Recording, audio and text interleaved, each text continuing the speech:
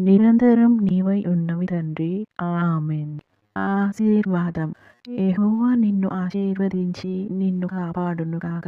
యెహోవా నీకు తన సన్నిధిని ప్రకాశింపజేసి నిన్ను కరుణించును గాక. యెహోవా నీ మీద తన సన్నిధి కాంతి ఉదయింపచేసి నీకు సమాధానము కలుగజేయును గాక. ఆమేన్.